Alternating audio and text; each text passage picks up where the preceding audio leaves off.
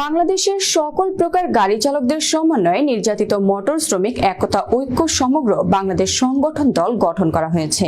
রুমিন চৌধুরীর তথ্যচিত্রে বিস্তারিত।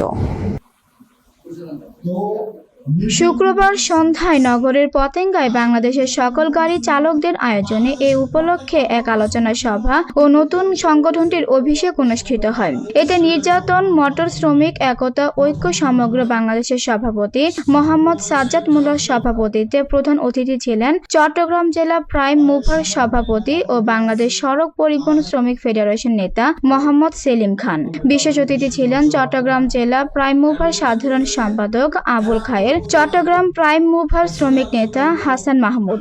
আরো অনেক কিছু পাবো। আমাদের যে স্বপ্ন নির্যাতিত মোটর শ্রমিকের ড্রাইভার সমন্বয় আমরা কিন্তু এই সংগঠনটা চালু করছি। চাকরি করে বিভিন্ন রকমের ড্রাইভার আছে, আমরা কিছু মূল্যবান কথা বলার জন্য অনুরোধ করা হলো। পরে আলোচনা সভা শেষে শপথ গ্রহণের মাধ্যমে সংগঠনের অভিষেক সম্পন্ন হয়। সড়কে বিভিন্নভাবে নির্যাতিত শ্রমিকদের পাশে দাঁড়ানোর ঘোষণা দিয়েছে সংগঠনটি।